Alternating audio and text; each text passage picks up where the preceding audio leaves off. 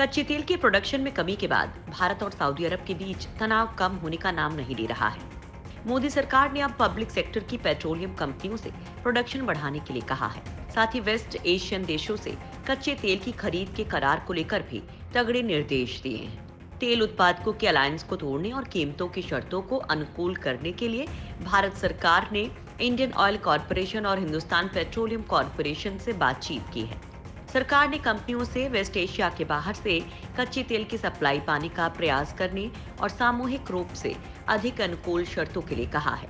Report के अनुसार भारतीय रिफाइनरी मई में करीब 1/4 तक खाड़ी देशों से आयात में कटौती करने की योजना बना रहे हैं। सऊदी अरब से लगभग प्रति महीने 14.7 से 14.8 मिलियन बैरल आयात होता था, जो कि अब 10.8 मिलियन बैरल तक आने की उम्मीद है।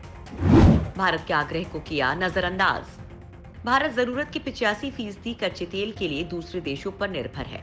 अंतर्राष्ट्रीय स्तर पर जब तेल की सप्लाई और कीमतों में उतार चढ़ाव होता है तो भारत पर भी असर पड़ता है। फरवरी में कच्चे तेल के दाम फिर से बढ़ने शुरू हुए थे।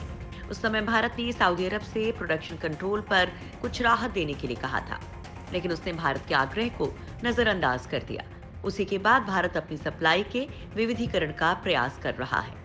परंपरागत रूप से सऊदी अरब और पेट्रोलियम एक्सपोर्ट देशों के संगठन यानी ओपेक मेन सप्लायर्स हैं, लेकिन उनकी शर्तें सामान्य तौर पर खरीदारों के खिलाफ होती हैं। इसलिए भारतीय कंपनियां अपनी 2/3 परचेज टर्म या निश्चित सालाना कॉन्ट्रैक्ट के आधार पर करती हैं। इस करार में इंपोर्ट की मात्रा तय होती है, लेकिन कीमतें और अन्य शर्तें सप्लायर के पक्ष में झुकी होती हैं। खरीदार को निर्धारित मात्रा में खरीद करनी होती है, लेकिन ओपेक द्वारा कीमतों को बढ़ाने के लिए प्रोडक्शन को आर्टिफिशियल फार्म से कम करने का फैसला किए जाने के बाद सऊदी अरब और अन्य उत्पादकों के पास सप्लाई घटाने का विकल्प होता है। ऐसे में ओपेक के फैसले की कीमत ग्राहक क्यों चुकाए? वहीं खरीदार को किसी भी महीने सालाना कॉन्ट्रैक्ट में निर्धारित मात्रा में से जो तेल उठाना होता है उसकी सूचना कम से कम 6 सप्ताह पहले देनी होती है, जबकि खरीदार को मैन्युफैक्चरर द्वारा घोषित औसत आधिकारिक दर पर भुगतान करना पड़ता है। तेल को लेकर मनमानी करते हैं खाड़ी देश। अक्सर ये देखा जाता है कि सऊदी अरब जैसे देश तेल खरीदने वाले देशों के साथ अपनी मनमानी दिखाते हैं और जब मन तब उत्पादन में कटौती कर तेल की कीमतों पर अपना नियंत्रण रखने की कोशिश करते हैं। लेकिन अब भारत ने उल्टे अपने सबसे बड़े तेल खरीदारों में से एक होने का फायदा उठाया है और अब इन देशों की मनमानी को रोकने के लिए अपने तेल आयात को कई देशों में फैलाने की योजना बना रहा है, क्योंकि ओपेक देशों ने जानबूझकर तेल का उत्पादन कम कर दिया ताकि तेल की कीमत बढ़ाकर वे अपना एकाधिकार बनाए रखें। भारत और गैर ओपेक देश इस रवैये से काफी परेशान थे। इसके बाद मार्च की शुरुआत में भारत के पेट्रोलियम मंत्री धर्मेंद्र प्रधान ने उत्पादन बढ़ाने की मांग की, लेकिन सऊदी अरब ने बात नहीं मानी। कच्चे तेल की कीमतों से भारत की उभरती अर्थव्यवस्था के लिए खतरा पैदा हुआ तो धर्मेंद्र प्रधान ने कहा कि वो ओपेक के निर्णय से दुखी हैं। उन्होंने वैश्विक तेल कीमतों में बढ़ोतरी में योगदान के लिए सऊदी अरब के स्वैच्छिक कटौतियों को जिम्मेदार ठहराया है।